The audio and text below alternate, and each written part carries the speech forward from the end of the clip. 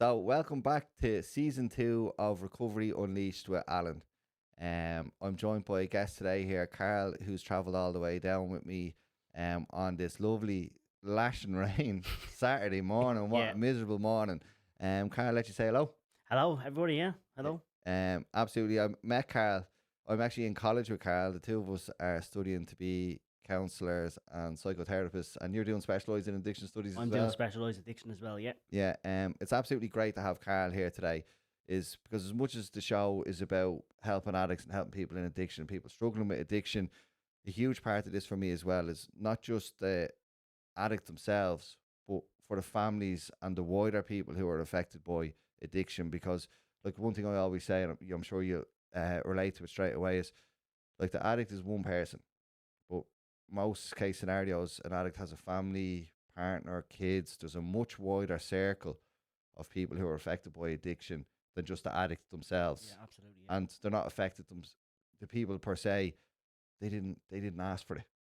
So Yeah. you're coming down on the side of you were affected by addiction, but not actually an addict yourself. Yeah. Absolutely. I would have grew up in Ballymun. Mm. I actually wouldn't. I actually know the fella you had on last week as well. Jason. Yeah, Jason. Yeah. Top guy. Would have grew up with Jason as well. Yeah. Would have known him. But yeah, I grew up in Ballymun, and as Jason said last time, it was just all drugs. I grew up in the flats, all drugs. Drugs is like milk and bread Mm. around Ballymun. It's easier to get drugs than it is to get milk and bread, you know. Yeah. I mean, mother and father would have been drug addicts. My dad would have been much worse than my mother at the beginning. Mhm. My mother kind of had a stable job, you know, kind of looked after me to the best of her ability, but there was still underlying mental health issues there with herself as well. And a lot of the time she would have drank on the weekends, and it would have looked sociable from the outside, but in reality, it wasn't really sociable, you know. Not being able to get up on the Sunday morning Yeah. was very difficult for me, you know, because I'm only 6 and 7. I want to go out. Is this when so and you're going back, so we're going back to childhood. Is Yeah. this when you notice it's beginning for yourself, or Yeah, well, look, I would have noticed it when I was about 3. Now, I Right. know a lot of people would think that's really young, Mm. but that's when I would have noticed it. The violence, the arguments that would have happened, you know, things being thrown, and just, you don't really know what addiction is when you're 3. I still don't know what it is now, to be honest, like, Yeah. you know, like, but you don't know what it is. You just know there's a problem. And, you know, why isn't me dad here? Why isn't me mother here? Why aren't they here? You know, and that's why I always ask myself. And then that kind of progressed then to when I was 5 and 6. And then I would kind of act out in school. Started bullying students. Right. God knows why. I don't But know. It's like a power thing, I think. Do you think like maybe it was something along the lines of possibly that, you know, when you're so much going on as a child, and it's great to hear this from your understanding, like from when you're the child and you know there's stuff going, you don't know, as you said, you don't know what it is that's Yeah. wrong, but you know something's wrong, and it's your just way of venting out. Absolutely, yeah. Yeah, absolutely. Yeah, that was my way of kind of expressing in a complete wrong way. I shouldn't be bullying kids, you know what I mean? Like, But you're only a child as well. exactly, you know, and there was a lot of bullying that went on, and it was a way, my way of showing power, for me to kind of get control and get a grip of how hectic life was at home. So I kind of used school in a way that it was positive for me. It was positive, you know, because I used it in a way that was like, right, I'm gonna go in here, I'm just gonna act the bollocks, you know what I mean? I did. Yeah. I did all the way up until, you know, I was able to. My dad went to prison when I was 8. Wow. That ripped my life apart. Yeah. Because even though we sold drugs and took drugs, he was my best friend. Yeah. You know, I'd always be He beside was him. the one you idolised, wasn't it? Absolutely, Yeah, you know, like, he was the one that, he was the soft one, you know. My mum would trying to have the structure in my life, but he was the soft one, you know. He'd buy me horses and fucking buy motorbikes, the and cool one, the one, you know, yeah, you know, all the flash things you see on Instagram these days with drug dealers. That's all I kind of grew up with, you know. Yeah. And it's not a life, let me tell you, because when it was all taken away, it's like, you know, my dad got arrested. I watched that. That's traumatic for me. What age were you when that happened? I was about 6, I think, at the time. And the guards come in. And the guard, we were on the flats at the time. He was obviously doing something he shouldn't have been doing. Yeah. And he came and arrested him then, there and then on the spot. And memory doesn't fade. Memory's kind of blurry, you know, obviously. But I'm nearly sure I was taken back to my mother's then. And yeah, he went to prison when I was 8.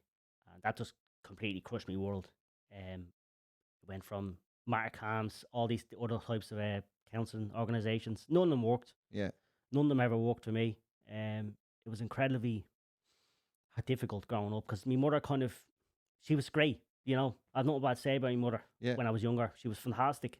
She gave me structure. She had a stable job. She just, as I said, she just kind of, she got lost in her own head, and then she used alcohol on the weekends and stuff like that. And she'd always used to tell me, "You're every bar, you're that," and you know, Yeah. for me, that hurt. Yeah, you of know, course. Yeah, yeah. that hurt. Like my dad was a heroin addict, and he was like a really awful person when he was in his younger years. And he loved me. He definitely does love me, you know. Yeah, yeah. But he shows love in it in a very, you know, hard way, shall we say, you know. Back That's- then, you know. When you say that though, and I relate to it, and it's right what you're saying. Like, Yeah, well, I feel this about addiction. This is we're all entitled to our own opinions. but absolutely. Yeah, I don't see an addict as a bad person. Now, I don't either. No. they've made bad choices. Yeah. And as you were saying there, like your dad, even though he was in addiction, you still knew that he loved you. Absolutely. Yeah. But it's what addiction does. It takes that away from you. It takes that like ability. Like me, what I do with my kids, it takes your ability away to be the person or the parent you want to be. Yeah. You like in your core, the same as I hope my kids did, that they know I loved them. Yeah. You know, but as you said, I just wasn't present. I wasn't around. I wasn't enough. And did you notice, if you don't mind me asking, like, did your dad's drug use at that time, did it escalate, or was it kind of like, did you notice a progression, a change of drugs, maybe, or alcohol, Yeah. anything? Or, Yeah. No, definitely. You know, some of the earliest memories I would have, going back to maybe 4 or 5, we'd be in the bedroom, we watching Into the West. I never watched that movie. Yeah, yeah, How great yeah, it is, you know. And we watching that movie, and he was just goofing off, you know. Now, when you're that age, you don't realize what that is. yeah. You know, that's heroin. You know, that's all what it is. That's heroin. And that's kind of where I knew there was a problem. I didn't know what the problem was. You know, look, I think we're that young. You're so innocent. You just supposed think, to be watching cartoons. you know, and yeah, you're so making innocent. You faces. think he's probably just tired. Yeah. Because you're so innocent. You don't think, oh, my dad's a heroin addict and you're 5. You know what I You mean? don't Like, realise the big bad world no, out there. no, you don't. You've no. I'm just saying, my mother did protect me as much as she could. But you know, as a kid, you want to be with your dad as well. Mm-hmm. And the choices he made was just kind of destructive in his own life. He started off, I think you say yourself in one of the podcasts, like the first time you do drugs, you don't think, right, I'm gonna fuck my life up here. Yeah, I'm gonna, it's not my game yeah, plan. yeah, game plan here is I'm gonna become a drug addict. No drug addict, a drug addict now ever said that. Nobody. You know, they use it to escape, and that's what he did. He used it to escape whatever. I never got to talk about why he used I to was actually going escape. to ask that. Yeah, did you ever get a chance? I never got a chance because my dad's an emotional person. Yeah. And that's why I've pulled this off for a while, you know. It's getting hard this, to know, but I said to you, all my respect, you know, Carl. getting this out there, like. But again, I want to just tell people, like, you're not alone. I had a tough life, and ultimately, I'm doing a degree, like we said at the start, to help other people. Yeah. You know, and so like, yeah, look, my dad would have went to prison. That would have destroyed my life. How long for, Carl? I'm thinking of you as an 8-year-old. Yeah. So I would have been 8 or 9. I can't really remember exact dates, right? But I was in 4th class, so you can do the math.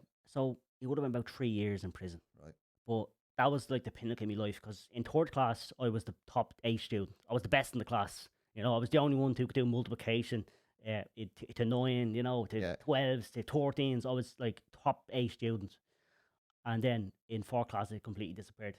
Me bullying came back, but it wasn't just bullying; it was destructive behaviour. Right. Like I'd wreck classrooms, I'd upend classrooms, I'd flip tables, I'd get more fights.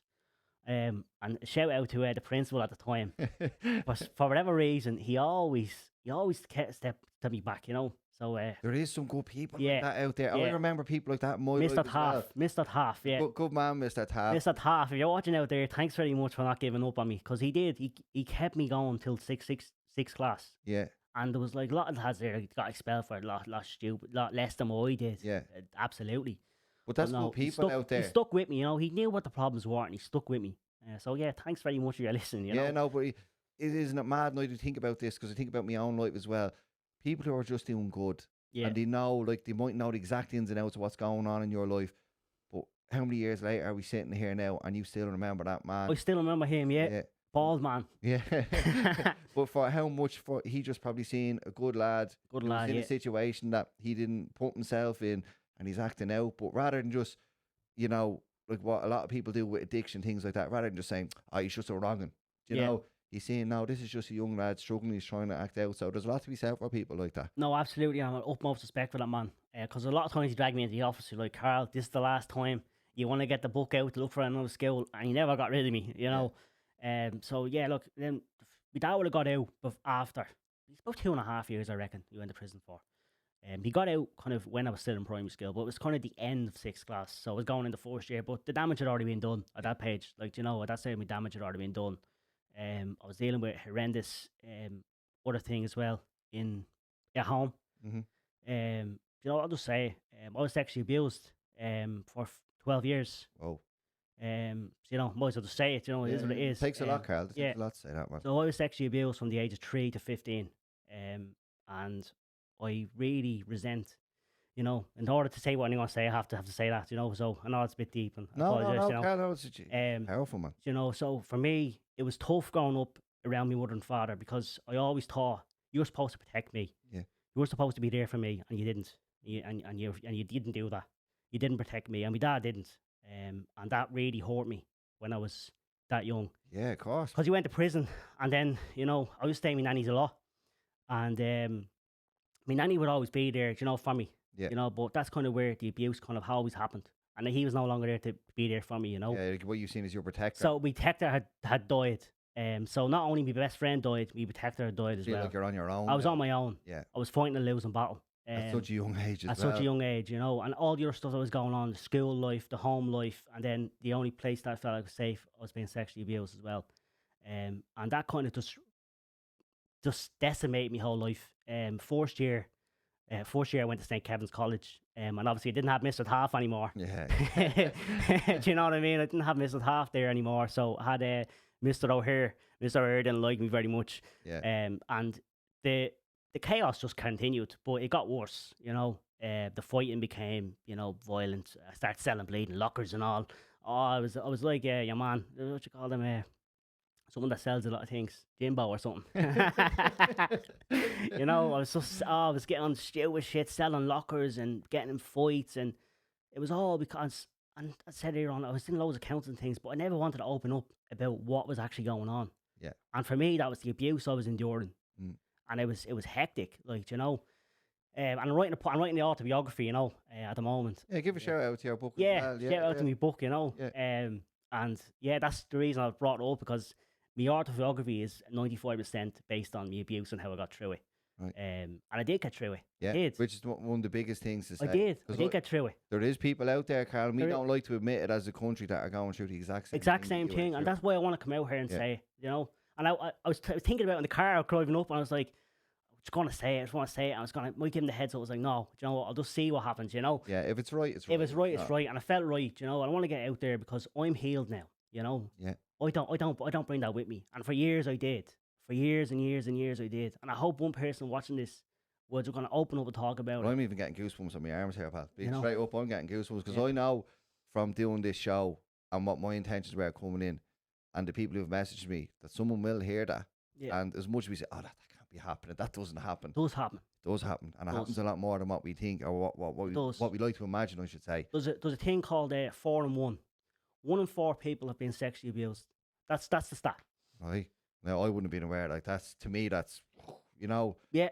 For the and most of the time, it's a family member or friend, close friend. Most of the time.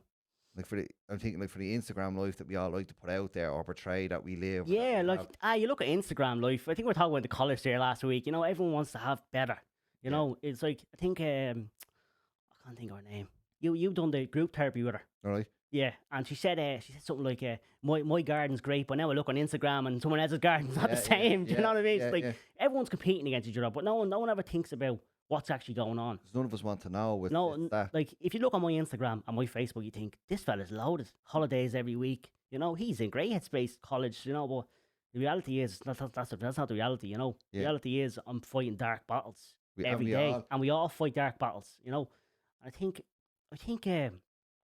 it's, even in the college, like, I won't say much about the college, but when you hear people's stories, like, and you just think, wow, you know, everyone has a story. Yeah. Everybody. And you just look, when you first screen, you just see a group of people. And you're just like, these are all just people. He's a good job. Yeah, his life. But once people start talking, there's not one person in that room that didn't have some type of trauma. Yeah. You know, there's something that's going on in their life, past and present, that they're all dealing with. Even, like, I remember last week I was talking, last week before it was, and someone else after me, because I went with a deep thing, and someone else after me said, I don't want to follow that. And I was like, why not? Say what you want to say, just because I've been through hardships doesn't mean your life is less important. Yeah. And that's what I think about. That's why I'm very strong about that. It doesn't matter that I've been through sexual abuse, addictions, suicide, self-harms, etc., etc. It doesn't matter. My life is no different than anyone else. Yeah, yeah. And even the small amounts of trauma is still trauma. Yeah, it's your own. It's your own trauma. And I remember one of them saying something like, my mother didn't get me something, when they were young, and that really hurts them. Yeah, that's fine. Fine, Do you know what I mean? Like, that's fine. And they're like, how you feel is how you feel. And they were laughing about like, that's just small. It's not small. It's how you feel about it, And one thing I was, and it pops up in my mind because me from an addictive background, an addictive nature, did drink or drugs ever come in? From when you were saying, especially secondary school, when you're kind of getting into that age, did drink or drugs never come into your peripheral of, I'll start drinking, or was there anything did you make a conscious decision of, I'm not drinking? I don't what I've seen. I've never drank. Yeah. The only time I'll drink is when I'm on holiday. And that's like one cocktail. Sent me pictures, the cocktail. One cocktail when I'm in Dominican Republic. Shout out to Dominican. But no, I won't drink. I won't drink at all. And do you think that was because of, what you've gone through in life? Did it put you off? Yeah, well, my granddad is an alcoholic. Okay. But nice man you ever meet, Yeah. He's an alcoholic, and I think from looking at him throughout his life now, it's just like, no, I don't want to drink. Yeah. No, I don't want to, nothing against people that drink. I've nothing against people that do drugs, but I don't want to do it. Now I took a cookie there in Amsterdam there a couple of weeks ago, right? I love it. I took a and but look, when you're in Rome, that's not me promoting cookies in Amsterdam. There's a difference between addicts. If you can do something and enjoy it. But I done it, and I was like, I had a bad trip. Oh, I was in a bad way, Leave that for episode 2. But no, I was in a bad way, so I said I'm never going to do it again. But no, I never drink. I never drink to the point of because I did once when I was about 16.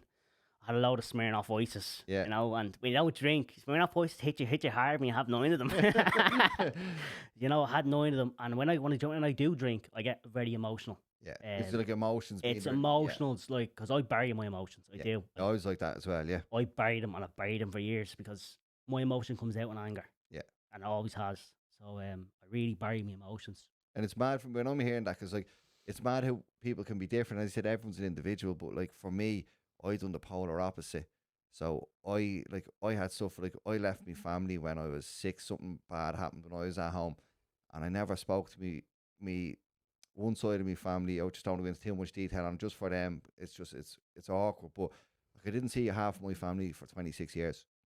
One day I came home from school, and I remember it's clear as day. There was my mum's car was in the drive. My mum worked Monday to Friday. I was at home with my nanny, and when I came home, I seen the car in the drive. Remember you were talking about 6, 7 years old? Yeah. I was that age, and I came in, and I remember just a little fella coming out. I says, my ma's car's here. This isn't good. And I remember when I walked into the house, my mum said to me, right, Alan, say goodbye, it's time to go. And I just knew, you're saying that feeling, I knew something really bad was happening, but couldn't process it. So anyway, I left, and I never seen them again for 26 years after that. My mum says she had to do what was right for her, and for what she felt was my safety at home, and I completely understand. But for mine, I never dealt with that. I didn't know how to, and I went and lived in a new place, and I never settled there. I felt out. But for mine was, when I started drinking, it just made me, I got to step into the role of a different person, and I started to create this person I wanted to be. So it's mad hearing that for me, because we both had the same excuses or same reasoning to do it. But for mine, yours was just like, no, that's not for me. But for me, I went the polar opposite. Maybe that's what I'm thinking, is maybe that's the addictive nature, or the inner addictive trait within me, because I went for it. Like I call myself Pepsi Max. I always took it too far. Everything I've done, Carl, like when we all started smoking hash when we were in, I remember the last day of summer before first year, we all started smoking hash. By second year of school, I was kicked out for selling hash. Whereas all the lads were, I was always one step ahead. By the time I was 16, I was kicked out of my house. I got into the criminal side of things very much, but it was never like I wanted to do it. I was doing it to escape and to be someone else, because I was never happy with the person that I was within myself. But just when I'm hearing you talking, I'm going, it's mad how a person can make such, with the same kind of scenarios and reasonings and excuses, if people want to say, like people couldn't really say, well, I can't blame them for not. you know what I mean? You'd have that thing, but how you can go such different routes. But going back to when you're going through childhood here, because I'm thinking of the people who are listening to this, and this is a powerful one, Carl, because there's not many people who are going to come down to the studio and be able to speak as honestly as you are. Like it takes, and I know from knowing you, I know it's coming out of a place of care and saying, I don't want people to. So say, right, we're in secondary school now. How are things escalating with you, or what are things like with your family, or how's the progression coming along with addiction?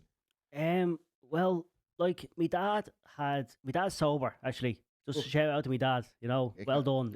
He's 12 years or 13 years. Massive respect. So massive respect for my dad. Yeah. He's fully job now. He works as a chef. You see the pride in your face. Yeah, no, I do. Well done for my dad, he's turned his life around. I really, really want to emphasize that, for all the wrong he done, he didn't do bad. Let's make it really clear. He didn't do bad. He done wrong. Addicts don't do bad. They do wrong. They make wrong decisions, and it leads them down a road, right? Yeah, fair play to him though. I love hearing that. I love hearing absolutely, that. And I can see you light up as well. No, I do. I can't say it with any more emotion because I really do respect him. I love him. Forget about what's happened before. We move forward. You can all live in the past. You can't live in the past forever. Hold it against, or you can see someone who, like I say, you can say, right, I fucked up. That's it. Life's fucked. Or you can see someone who can go, look, I fucked up. Yeah, but I'm willing to try and change. Absolutely, and he did change. He did. 12 years, it's not easy to do. And he went cold turkey as well. He just went up to the Red Brick. Shout out to the Red Brick. And he went up there and said to the doctor, "Look, I don't want that anymore. My granddad had to go over and sign waivers and all that you might die and all this, And he just said, "No, I don't want that anymore." He didn't. He didn't go back to it. So fair play to him. I'm sure a lot of that was his own inner guilt and turmoil. His own inner, that he was carrying with him, that we don't let out, that people don't see with the addicts. They just see the addict using and the addict taking the drugs. Yeah. They don't see what's going on in the addict's mind. I know that for myself. The torment he's putting, what did I do? Why? I can't believe I've done that. And I can't deal with it. So to go and do that, it shows he was fighting his own inner battles. He was fighting his own battles, absolutely. He was fighting his own battles, and for the first time he wanted to do it for him, and he did it for him. Yeah. Anyway, look, going back to secondary school, my dad would have kind of turned into, he got off drugs, but then he started to, cultivate his own drugs. So, a funny memory of the two of us would have been chopping up weed plants in the League kitchen. Gardening, yeah. Yeah, we'll filter that one out. One of the memories. It's funny, it's funny, but like if would have. We see. I think that's normal. That's not normal. That's not a normal father-son activity. Yeah. To cultivate, do a garden at the back. You know what I mean? Yeah. It wasn't normal chopping. And listen to Bob Marley as well. So you can set the scene yourself there. Yeah. No woman, no cry. And so it just would have went worse and worse and worse. Because I was never. It's mad to think I'm on a podcast here talking opening up. Because 10 years ago I'd never do this. Yeah. Never. Same as I thought 5 years before I got sober, right? Every day. Never, ever, I'd never do this, And I just kept bringing me abuse with me. That was the one thing. The addiction really wasn't phasing me. Because they were addicts. Well, I couldn't do anything about it, Like, I'm only young. I can't send them to rehab. You can't force an addict to go to rehab. Yeah. And it just kept getting worse and worse and worse. And then the mental health just deteriorated. I was sitting in my room, writing suicide notes. I think... I look back and I'm writing my autobiography at the moment. I look back and if I had half of them notes that I wrote, I could write an autobiography just on the notes because I wrote them that in depth and I was ready. I was ready loads of times. To sit down and do that, imagine. Yeah, to sit down to do that and be in that space, And I really want to emphasize here to the audience, if anyone's ever out there in that, go and seek help. Talk to someone. Really talk to someone because I've been in dark places, really dark places, If I cut my arms, I've cut my legs, I've bit the skin off my fingers till there was none left, Yeah. I've went to trees, I've had nooses, I've done all sorts of really, really dark stuff. And it's mad, it's everywhere. It is, and it's just not talked about. Even now, in this country, it's still stigmatised. Mental health is still stigmatised. Yeah, we like to say that we do. Yeah. I promote mental health, but then you'll hear, did you hear, man, such and such he's doing? It's like it's gossip. Yeah, no, it is. It's not like that poor chap is going, you know what I mean? Yeah, no, it's not. I really feel like we just have to talk about more mental health in this country. Hopefully a few ministers watch this, and they can get involved, I'd love for, when you're saying that, and I'm thinking that I always put, whenever I speak about addiction, I only, to keep it genuine, to be honest, I only speak about my own experience, because that's the only thing I have to really speak about. But when I see now like 16, 17, 18-year-olds, and I think back to myself and what they're getting involved in and what they're telling themselves they're getting involved in for the boards, the clothes, the notoriety of it. But lads, you don't see the damage that you are getting. No, And the lads who are like me who get wrapped up in a fast, they're the ones committing suicide. absolutely, Because yeah. you have these gangs of men who you owe big bills out to and they want their money. You're only 16, 17. And some of these lads owe 10, 20, 30 G's out and their parents don't have the money to bail them out. You're not equipped to deal with that kind of No, pressure. it's a vicious cycle. And you think all these pals that you have, and I learned this the hard way myself, you think all these people that you're surrounded with are out going to help you, and because you're the boys, they have your back. They don't. When that Yeah. bill's there and it needs paid, the ones that you go looking to for help are who? Your family. And they're the ones you've been treating like dirt because they're not the thing. Yeah, I see all the, you see the young lads around the shops, you can see them selling, you see them eating up, and I'm going, if only you could tell you what you're getting involved I know. No one could tell me that, though, Yeah. unfortunately. Look, my dad's the same. My dad's the very same because he's lived it. He's done the whole bloody lot, and he's the very same. He looks at people and goes like, "I just wish I could tell him. I wish I could put my arm around him and just tell him to get out of this life." Yeah. Because it's not easy to get out of that life, And he did, but like the young lads now, they just see, they see all the Gucci and they see the Rolexes and the Louis Vuitton and all these, And it's all these shite. designer shite brands. But Look, it is. But Jack and Jones, 15 quid. You know what I mean? Keep it simple. I think when I was in school, right, and I remember, I always wanted to have the nice things. So I suffered real bad with what's the best way to put it? I suffered really bad with. I never felt good enough, and I wanted nice things to try and make me be the person that I thought I should be, or the image that I wanted to be. Yeah. But in honesty, if you want a nice car and you want the nice things, when you start getting to life, say 30 plus or whatever, it's by going to school, going to college, getting a trade. They're the things that are going to pay you, are going to get you these things. Because I even know one of the boys there, and back a few years ago, Cab came in and took everything at him. Came in, raided his gaff, tracksuits, anything. Like, for even the stuff, the wealth that you can gain from drugs and that kind of side of life, it can be taken off you in the... Absolutely. None of that life is permanent. Yeah. I've often seen my dad when I was really younger, 20, 40,000 cash. Bars of hash, more bars that you build a house with many fucking bars behind the gaff on stage, you know what I mean? Like, that was normal for me. Building an extension, yeah, we could build an extension with any bars you had. Like drugs were just normal to me. They were normal growing up, looking at them, and the money is ridiculous, the money is shitty, but the money is only temporary. Yeah. It's all short term happiness. It's all short term, and before you know it, you're gonna get a bullet, or you're gonna go to prison, and that's it. You find out who your pals are. You find out who you are, and you don't have any of them. If you're lucky, you have one. You're lucky, you have one. Yeah. But in reality, my dad didn't even have any of them. Yeah. Any of them, because every time he'd go back to them, he'd be like, "Oh, just try this new batch," Yeah, yeah. They'd be trying to force more drugs on him, even though he was clean. Yeah. Oh, just try this little bit of crack. Yeah. You just see money. Just see money. They're using people just to use people. I'll just try this. I would get him hooked. He's only a gobshite. And it still happens. It's scary, like crack and drugs like that now. Like I never tried it. Mine was just cocaine just took me. That was just one. I still remember. I think I was 13 or 14 when I done my first line, and I still remember doing it. I still remember that feeling of, I love this. I remember I was cycling home to my mates. I called down to one of my pals, and he goes, "I'm after getting this, try it." And it's just something that always lured me because the lifestyle that goes with it. And I remember I tried it. I cycled home. I loved it. And that was, I can still clearly remember the feeling in it. But that was just a drug that took me. But like, with the likes of crack, and you're saying that your dad, was it just a mixture all the time, or was it? It was a mixture, yeah. It was definitely a mixture. Like, he never told me the specifics of what he done, but he just told me he done all of them. Right. So when he says all of them, I'm thinking all of them, every single one that was there.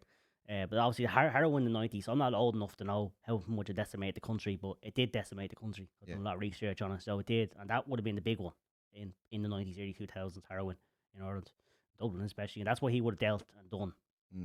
And then he went to methadone to try get a bit of a grip on his addiction, Yeah. And then he gave it all up. But yeah, like... Well, there's a... And when you were saying earlier on, and the reason that you were coming down to do this and to help people, the part of the reason is, and I asked Karl to come down here, we were doing a mock role play in college of a therapy session. So there was four of us in, and Carl was the client, and one of the other lads was the therapist, and he was bringing Carl through a therapy session, and Carl started talking about his life and what he'd been through, and I just went, you know, when someone just speaks with that raw truth, and it just catches you, like I forgot where I was. Yeah. I was listening to this chap's life, and I was going, holy fuck, this chap has lived a life.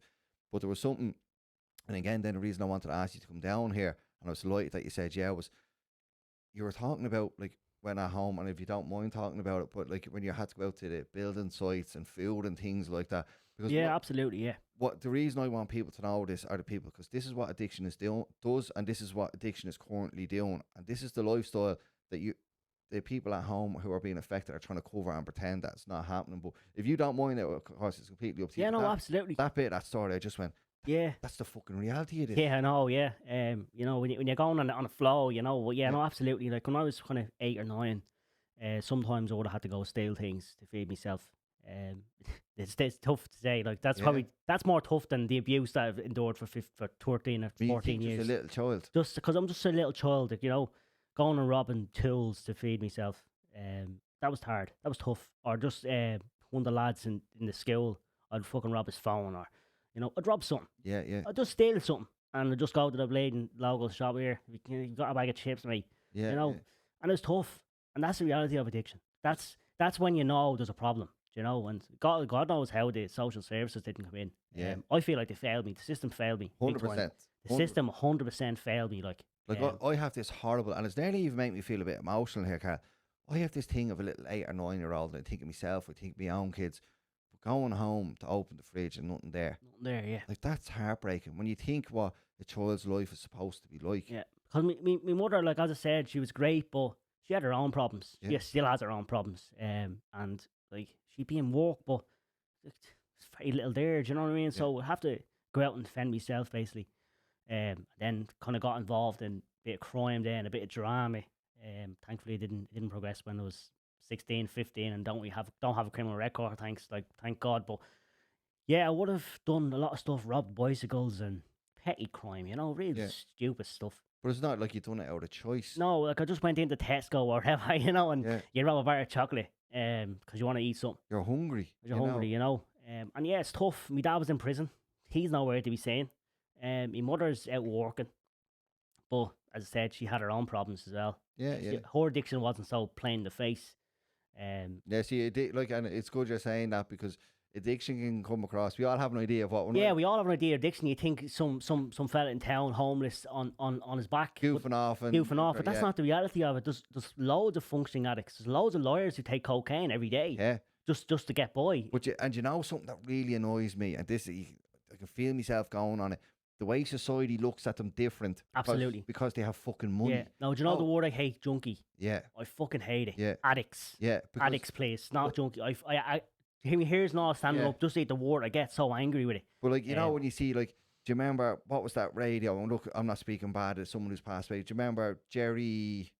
Remember the big radio producer on 2FM? But when he died, I think it was cocaine. I hope I'm getting this right. But it's an outpouring of sympathy for the person. Yeah. It's, oh God, this man was so successful, and he, you know, obviously took coke, or, you know, and the OD'd. Maybe I don't want to use him as an example. It's not fair, but that's just kind of creating that because they have a stature in society. Or when, you know, famous people go into treatment, they're like, oh, fair play to him. He's this. What about all the other people? All the other people who are struggling like your dad, who have nothing. They're on their arses. Yeah. They've no reason to get better. They don't have bank accounts full of money, or, you know, lavish house, or any of the bullshit. They're just desperate. Desperation. You know. But we as a society don't see that person who's begging outside the, you know, the shops or whatever. We just see them as, oh, look at them. Look at them, yeah. Look at them. You know, junkie. You know what I mean? You don't know. And like, for me, it's funny you say that, because every time I see someone, like, I always talk to them. Yeah. And I think that's just because we want to become addiction counsellors, you know, and we probably more curiosity than anything else. But I talk to them all the time, like, what's the story? You know, how are you? Yeah. You know, I won't give them money. I'll be honest, I won't, because I know what they're going to buy. But I'd offer them, do you want a cup of coffee? Yeah. You know, and I think more people done that. Stop looking at people in your little bubble, you know, you little people that think they're better than everyone else. Everyone is the same. We're all human. Every single person is a human, you know. Yeah, everyone has a story. And just say, I'm just thinking of you. Thankfully, you never went down the route of addiction. But say you had, Carl, right? Say you seen your escape from dealing with all the shit that you had to deal with, and you start drinking, and you became an alcoholic, and then you're the fella sitting outside the shop, begging, try and get a flag in the cider or whatever. Yeah. Would anyone ever think of what your story was to get No. you there? No, they wouldn't give a bollocks. They just see Carl, the alcoholic. They just see Carl, the alcoholic, the whatever you want to call him. No life, waste of space. Look what we're paying for the government. We're giving him our taxpayers' money. All these types of nonsense. Yeah. But no one thinks, well, Carl had a tough life. Carl had a fucking story, and can you blame him for not being able to deal with that from such a young age? A lot of people talk to because this is the first time I went open about my abuse. Yeah. All my family know about it. Yeah. It's not a big shock to anybody, Yeah. This is the first time I went open, on something like this, Yeah, yeah. And that would have been very powerful for me, to go open. Where are we going with that? But it shows complete and utter, someone who's had all the excuses, but I says, no, I'm stronger than this. What happened to me isn't me. Yeah. You've said no. And something, and I have to give Carl fucking absolute props for this, right? And I really mean this. This is genuine as I fucking can be. Carl is someone who's every reason or excuse in the world to be bitter towards addicts, to hold resentments, to fuck them, they ruined my life, yada, yada, yada. The million things he could say. What the fuck is Carl going to do with his life? He's going to be an addiction counsellor. What service do you want to go into? Remember you were saying? Prison. Carl wants to go into prison to help people in the addiction service. Yeah. To help people. Now, this is a fella who could sit on the other side of the room as me and belittle every addict who's fucked up someone's life. Carl's not. Carl understands that there's people, but he's actually going to spend the rest of his life, please God, once you pass these exams. Absolutely, got to get the exams sorted out. But no, to keep this serious, because I think this is so fucking important, he's going to help people. Like what a thing, Carl. I'm glad I'm actually even getting to say that to you here, because we were talking about in the car on the way down, we just go through the cycle daily, have to do this, but that's what you've decided to do with your life. Absolutely, yeah. That's what I really want to do. I want to deal with addiction, but for me, I also want to deal with sexual abuse survivors. Yeah, of course. I do. Yeah. You have a story, you can relate. I'm more focused on that area than I am of addiction. Yeah, but I want to go down the addiction route. I want to help people. My mother and father have had addictions. So I really want to help people. And I'm sure a lot, look, on my little knowledge, I'm sure a lot of them are intertwined. Absolutely. Because absolutely, what a thing to deal with. Like when you're such a vulnerable child, like a helpless person, as I said, who's supposed to be building bases. That's what's building bases, playing football or whatever. Instead, they have to be dealing with that. What's for me, I don't care what anyone fucking says. For me, anyone who wants to go out and pick up drinking and that, I can't hold that against them, because what they must be dealing with. No, absolutely. Like a lot of people, I know where I was going with here on. Yeah. A lot of people ask me throughout my life, why didn't you go on drugs? Why a lot of people say you have a very good story there to you warrant it. You're allowed. I could have went down that road and I had more than enough chances and choices, but I said no. I didn't want to be like my dad. I didn't want to be like my mother. I certainly didn't want to be like my granddad. I wanted to stop the cycle. That's ultimately what I'm trying to do here. Stop the cycle. Reach out to one person, two people, that it's okay. I've been there. There's light at the end of the tunnel. I know it's a cliche, but there is. And that's true. And that's ultimately what I said. And I was saying in group therapy there a few weeks ago. There is light at the end of the tunnel. That's what I always tell myself. Be resilient. And I have a tattoo of the phoenix here. And that symbolises resilience. It's from coming from the ashes. That's what that board done. Rising up and not letting anything stand in your way. And I don't. And I will go and help people. And I will go into the prison service. And I will help people. Is that, and I remember we were talking, is that what helped you on your bad days, Carl? Absolutely. Like this kind of, because people sit here and go, oh, Carl's life was perfect. He's just stayed positive and that. Of course you have bad days. Oh, absolutely. When the bad thoughts get on you more. So is that, what would you do on your bad days? Or for someone, or actually I'll go back, I'll make this into a two-prong, but if someone actually, this one's probably more important for mixing myself up here, but for someone who's going through any of the stuff that you've mentioned there at the moment, is there any advice? And I know it's easy to say, oh, I'm throwing out advice, but better way again of putting it. I'll get there, Carl, bear with me. What would you say now to Carl back then, who's going through that? If you could turn around to help Carl, who's going through what you went, what is there anything you could say to him? Oh, that's tough. That's tough enough. What I say to him, just hang in there. There's a lot of dark days that I would have had, and I just thought there was no way out. Yeah. For some reason, now probably just coward. That's probably what it is. Just coward. Just couldn't go through with it. Because I said earlier on, I had nooses ready. I had them on the tree. I was ready. Oh, I've been ready lots of times. Yeah, yeah. I've been ready to go because I just thought, what's the point anymore? You know, what's the point? But I just kept saying, look, tomorrow's a new day. Leave it till tomorrow. Tomorrow we do it. We do it tomorrow. Give it one more day. Yeah. We do it tomorrow. We do it tomorrow. We do it tomorrow. And shout out to my girlfriend, current fiance. Hopefully get married soon. 9 years. She helped me. She rescued me. She really do. Yeah, like my partner to me there. Get a bit emotional thinking about it, you know, but honestly, she rescued me. Like I've spoke about my Ashton in here as well, Karl, and I relate to it, pal, because we're fucking lucky to have people now for different reasons, but to have that person in your life that's there to just say it's all going to be okay. No, absolutely. She rescued me. I know it since I'm 13 years old, and I have to mention her. Yeah, of course, yeah. You know, and the reason that I'm still going is because of her. It's not because of my dad. It's not because of my mum. It's not because of any of my family. Because of bar me mother and father, and me nanny and my granddad, the rest of them don't really care. To be honest, I'll say I don't care. I don't care if they watch. I don't care because they've never been there for me. Yeah, yeah. They used to always paint me with the same brushes as my dad. They did. They said, "Oh, you're just like your dad." Well, why didn't you ask the questions? You know, why didn't you ask what's going on? No one ever asked that question. It's easier just to point the finger. It's easier to point a finger than come up with solutions. You know, but look, back to your question originally. How I did it, I just kept going. Yeah, I just kept going. And it takes an incredible amount of strength. And my missus, like she was there for me through thick and thin. Always there for me. We kind of lost touch when we were 16, 17. We got together when we were 17 then. 15, 16, sorry, got together at 17. I've been there together ever since. Yeah. And she's changed my life. Yeah. She has completely. She was the first person that I opened up to about my sexual abuse. Yeah. And she just, like, you can imagine, like, you know, I'm talking to you, you've a lot of life experience. Like, you can imagine me saying what I'm saying to a 17-year-old girl. Yeah, because like I said, your brain's so different. You know, it's like, I just had to thank her. Again, I'm going to thank her again. I thank her every day. Did she say she saved your life or helped save your life? She saved my life. No, she didn't just save. She definitely 100% saved my life. I would have took my life a long time ago without her. I would have gave up. Because I had no one else. I just thought there was no other way out, you know. But I kept going. And for someone who's going through this, Karl, as well, do you think saying them words to her was powerful? Like, absolutely. Taking the board? Absolutely. Was she the first person? Yeah, she was the first person. I used to always say it in my head, you know. I used to always say in my head, and it was just like, it's wearing me down. It wore me down. I can only imagine, Pat. It wore me down. I'm dealing with this, like, credible nonsense that was going on. The weight on you. The weight, you know, and it was just great to give it to someone else. And I look back on it now, and I wish I didn't give it to her. Because I didn't want to give her more fucking pain, you know what I mean? Yeah. But, like, I had to get, it was either that or I was going the box. Yeah. And it was only so much. There's only so much shit you can take. Yeah. You know, I dealt with my father going to prison. I dealt with addiction side of things young. And then when I was 3 or 4, I was being sexually abused to about 14 or 15. So it was like incredibly powerful and hard. And for me to just give that to her. Yeah, 100%. And I gave her all the details because I had to. For me, I had to open up to somebody. And then eventually she actually brought me to a whore counsellor.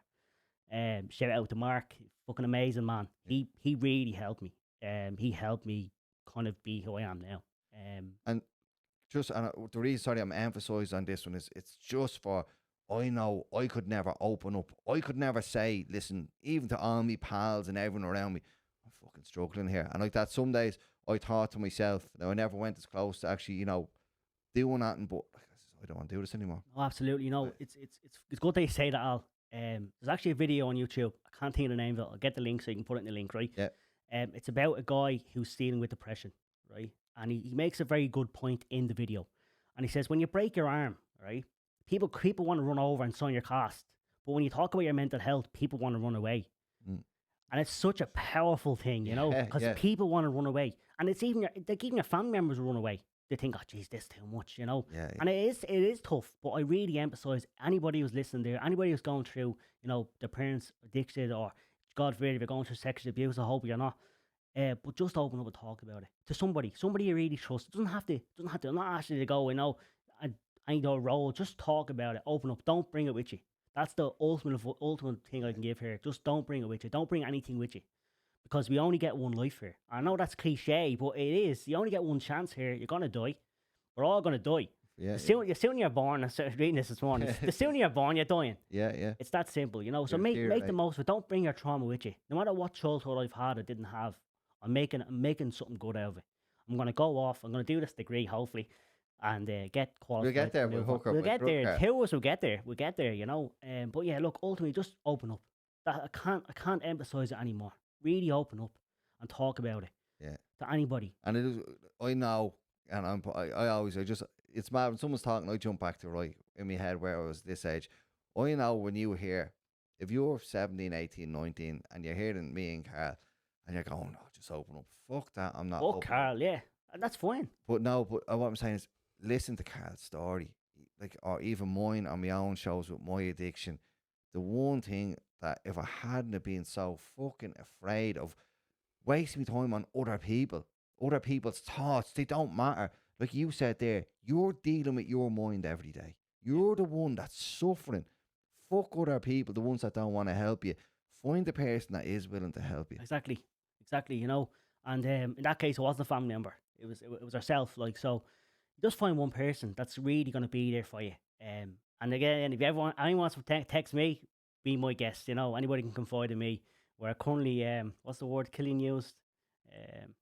Uncertified counsellors. Uncertified counsellors, something. Yeah, but so we can actually practice now ourselves, right? Yeah. But you have to let them know we're not certified. So yeah, if anyone wants to reach out to me and talk to me about anything at all, that's appreciated for anyone, because you know, people are going to connect to what you said. Yeah, someone's going to go shit, and someone could be. You'd be surprised, Karl.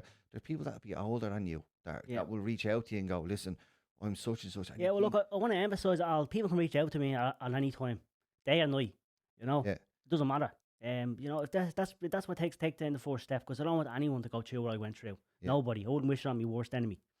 I wouldn't even. This is really powerful for me to say, but I'm past it. I wouldn't even wish it on my abuser. That's fucking tough. Because that's tough. Yeah. That's how much I have. Because you have to have forgiveness. You have to. You can't bring it with you. Because the more resentment I made, the more resentments equal more resentments and more anger. And I just said, look, I have to let this go. I have to move on. Do you know what's mad that you said there? See that word resentments? Yeah. Resentments for people, for my thing in addiction, is the number one cause of relapse. Resentments. People don't understand holding resentments and grudges. Oh, well, he done this. When you hold on to that, I can't. And if he is listening today, I forgive you.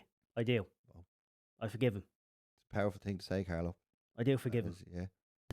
It's past us now. If we move on, I'll never truly accept it, but I do forgiveness, because ultimately we only get one life, and I don't want to drag that through my whole life with me. Yeah.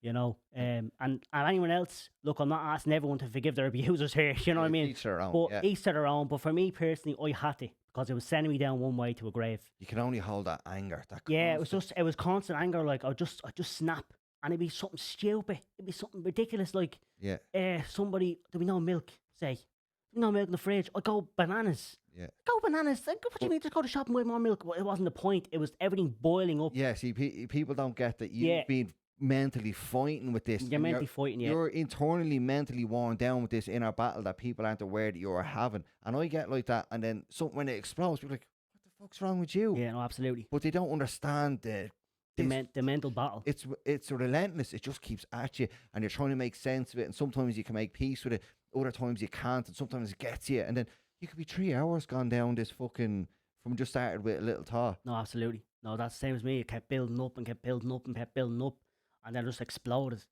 And I just kept, I always buried my feelings. It's crazy thing I'm here talking about them now, but I bury my feelings. Okay, my mates used to say I was emotionless. You know, you couldn't have an emotional conversation with me. I just didn't. I buried. No, same as me. I buried them, and I buried them to a point of where then it exploded. I was like a time bomb waiting to go off. You know? And they will come out. Oh, they will, and that's why I had to just like, no, I can't bring this with me. So, you know, I really emphasize again, just talk to someone. If you are going through any type of stuff that I've mentioned, just really talk to someone, you know. And you mentioned there the start and the book. The book, yeah. But like, honestly, Karl, like, there's addiction, there's everything that you've been through. It's like for a lot of people, it could be a massive read in their life. You know. No, absolutely. You know, I'm really focusing on it. I currently have 17,500 words. Is that all? just what 3 or 4 Ian's. Yeah. Shout out Ian, yeah. Nice one for that 3K. And if you don't mind asking, is there a name for the book yet? Or have you been able to? I'm sure that's probably the hardest bit. No, I have got a name. Right. Now, if you're keeping it... No, I am. It's called Behind Closed Doors. Behind Closed Doors, right? And so where are you at now? What happens for you? Because especially we don't know who's going to see this. If there's someone, a publisher, or someone who can help you get your book out there, because you'd be surprised. One thing, Carl, with this, and it's the thing about people in recovery. Everyone wants to help everyone. When I do. Yeah, I want to help everyone. But same I'm not even in recovery, but I want to help everyone. That's the thing. I want to help everybody. Don't forget, you are in recovery. Yeah, because you've been affected. Yeah. The addiction is not just the addict. No, it's not. It's everyone around you. You've been affected by addiction. So the way I see it is we're all in recovery, but you don't know there's who's out there who might be able to help you with your book because of what's in it, the power, the story of it.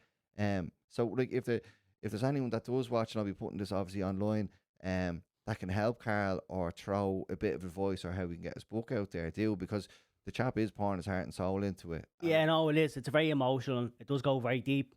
But it's therapy, believe it or not. I find it's very therapeutic. We're only learning this, writing down your stuff. Writing down your stuff, writing things down. That's what I used to do for a lot of years as well.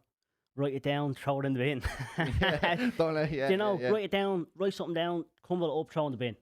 And it worked for me. I'm not going to work for everyone, but it does work for me. You have to try. You have to try. You just try different things, If it's not talking, try something else, Like one of the things that would have got me through is I buried my head in the PlayStation. I did.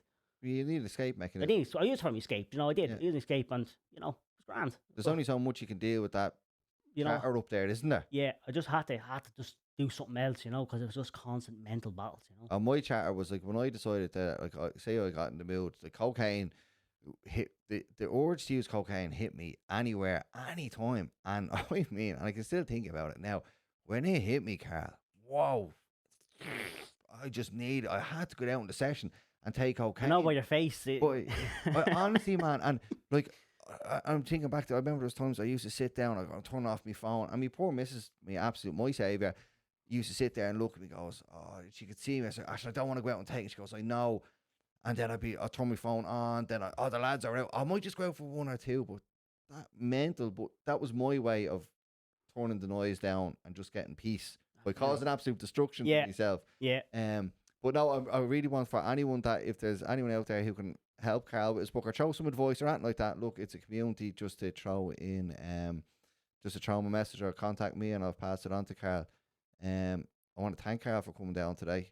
Thanks very much for having me, Al. No, man, the pleasure's all mine. Amazingly powerful, as I said, like from what you've been through, what you're willing to share and I know just in the fact of helping someone else, to be so honest, and then to be sitting here like myself, like, to be going to college to, help people. You've got every reason in the world to say, no, I don't want to help anyone. Why should I? But you're not. It shows just an amazing person, growth, understanding. Like, you, even just on the addiction side of things, you could say, fuck them, they ruined my life, but you haven't, And I think a lot of people in society, and to help break this stigma and how we spoke about individuals, if people took a fucking pinch of what Karl is doing here as well, it will go a long way. Yeah, absolutely. It will go a long way. So look, Karl, really appreciate you coming. Thanks very much for having me. Yeah, can't thank you enough. So season 2 was back and underway. I have a few goosebumps on my arm today. That was a special one, and I'll be honest and say it. If you yourself have a story of recovery, addiction, mental health, something you want to share, that you're brave enough to come down here, reach out to me. I'd be more than happy to have you on the show. Everyone has a story, It's just about getting it out there and starting to break this stigma. But thanks everyone for tuning in. I want to thank Magic Door again for their support on season 2 here, where I wouldn't be here without them, and for all past guests. And most importantly, as I always say here, Carlo, it's never too late to unleash your own recovery.